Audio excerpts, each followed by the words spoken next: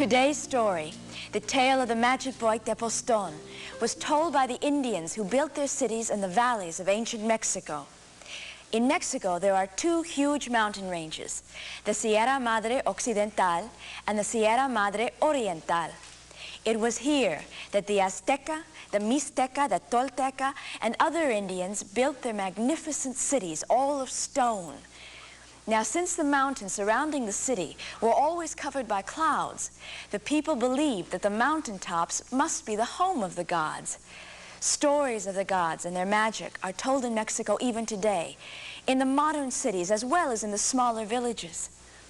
Y ahora escuchemos. Listen now to the tale of Tepozton.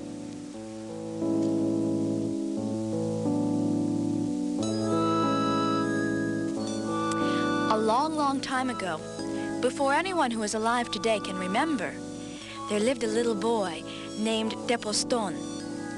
He lived with an old fisherman and his wife in a house by the river. Tepozton thought the old fisherman and his wife were his real parents, but his real father was a god who lived in a giant volcano high above the clouds. In those days, the gods had their jobs to do. They controlled the winds and made the rain fall at the right time so that the crops would grow. The gods discovered many things which they taught to the people. But one of the gods got tired of living in the volcano and decided it would be nice to have a wife and child. So he came down from the fiery volcano to be with people. While stopping by a stream, he saw a beautiful girl picking flowers. And right away, they fell in love. So he gave her a green stone. And with that, they were married. After a while, she gave birth to a son. Now one day, the god decided he had to return to his mountain to make the rain fall and control the winds. This made his wife very sad, because the laws of her people would not allow a mother to keep a fatherless child. Well, before anyone could take away her child, she put him into a box, and around Tepozton's neck, she tied the smooth green stone given to her by the god, and she let him float down the river. And that is how the fisherman and his wife came to find the little baby boy. The box floated down the river and stopped in the shallow water in front of their house. Well, the fisherman and his wife were very happy, for they had wanted children for a long time and couldn't have any. "What shall we call him?" said the fisherman. His wife said, "Well, he has a green stone around his neck. You know, it reminds me of the green stones brought down from the mountains." "Then we shall call him Tepozton, the boy from the mountains." So that's how he got his name. Tepozton grew up strong and happy with his new parents. They loved him very much, and they took very good care of him. When Tepozton was 7 years old, the fisherman made him a bow with little arrows to go with it. "Now I will bring home all the food, and you can stay home and rest," said Tepozton. The old fisherman laughed. "You are just a little boy," he said. "But I can shoot anything I want," answered Tepozton. "All right," said the fisherman. "Shoot that quail over there." Well, Tepozton picked up his bow and placed an arrow to the string. He let the arrow fly in the wrong direction, but the arrow turned around in flight and killed the quail. "There must be a wind," said the old man. "That could never happen twice. See that wild turkey on that tree? Let's see if you can hit him." The old man knew it was impossible to shoot the turkey at such a long distance. But Tepozton fitted an arrow to the bow and again shot it in the wrong direction. Again, the arrow turned and the turkey fell dead. Well, from that day on, Tepozton did all the hunting, and the old fisherman and his wife stayed at home. He left before sunrise each day and returned just after sunset. And when the fisherman's wife asked him, "Tepozton, what do you do all day?" Tepozton would reply, "I have many things to do." Well, one day, Tepozton was walking along a trail when he heard some men talking about an evil giant that lived in the woods. The giant had to be fed a human being every spring. Each year, he went to a new village and demanded that someone be handed over to him, or he would kill everyone in the entire village. Well, the people were very scared of the giant, so they always obeyed him and selected someone to be eaten. Tepozton also learned that this year it was the old fisherman's village's turn to supply a human being for the giant. When he arrived home, the old fisherman was very sad. There were only 3 people he could send: himself, his wife, or Tepozton. Well, so of course he decided to go himself. The old fisherman did not tell Tepozton about his decision. But when the people arrived to take him away, Tepozton knew what they were there for. "I won't let you take him away," said Tepozton to the people. "He's very old, and he won't make a good meal. I'm young and tender, and will be much more satisfying to a hungry giant." The old fisherman would not hear of it. "You are young and have your life before you. I'm old. I will die happy knowing you are well."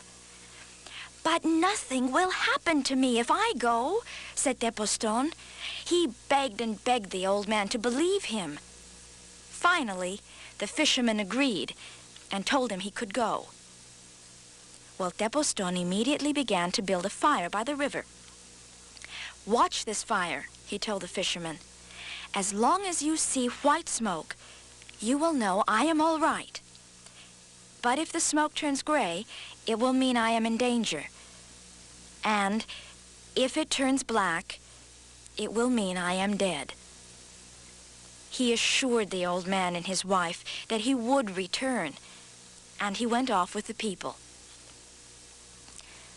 Now, on the way to the giant, Tepozton stopped and picked up shiny black stones, the kind used to make arrowheads and knives. His pockets were filled with them by the time they reached the giant's castle. "What is this?" said the giant. "How am I to feed on such a tiny morsel?" Oh, the giant was huge. He was taller than 10 men standing on top of each other. "You bring me another," roared the giant. "I am little, but I taste very good," said Tepozton. "Why don't you try me and see?" So the people brought in a large pot of boiling water, and Tepozton very willingly hopped in. The people then put the lid on the pot and went away. The giant went to sleep as his meal cooked. A little later, the giant woke up and said, "Oh, I'm hungry. The boy is small. He must be cooked by now." But instead of a tasty little boy, there was a giant black leopard in the pot. The giant quickly put the lid back on the pot and went back to sleep. When he woke up later, he was hungrier than before. But this time, the giant very carefully lifted the lid. Well, inside the pot, there was a huge snake. The snake hissed at the giant. So the giant put the lid back on the pot and went back to sleep. The next time the giant woke up, he was so hungry he would eat anything. He didn't care what it was. He went over to the pot, took off the lid, and there was the little boy smiling at the giant. Well, this made the giant really angry. So he picked up the pot and swallowed all of its contents in one gulp. At that very moment, the smoke from the fisherman's fire turned from white to gray. Oh, the old woman cried, and the old fisherman moaned. "He's only a little boy. I shouldn't have let him go." Oh, but Tepozton was all right. You see, the giant had swallowed him whole, and he was sitting in the giant's stomach. Tepozton reached into his pocket and took out the stones he had collected along the way. He took 2 of them and hit them together so hard they broke in half. The edge of each one of the stones was as sharp as a razor. Tepozton began to cut himself out of the giant's stomach. He cut and cut and cut. Oh, the giant groaned. "I think I have heartburn." And Tepozton kept on cutting and cutting. Well, by now, the hole was so large he could see daylight. Finally, he cut right through to the outside. Tepozton hopped out of the giant, and all the people standing around cheered. At that moment, the smoke at the fisherman's fire, it turned from gray to white. Tepozton then moved into the giant's palace and was soon crowned king. After a while, he learned about his real father, the god, and so he went to live with him. Some say that he has returned and lives with the people, except no one knows who he is, because he looks just like an ordinary person.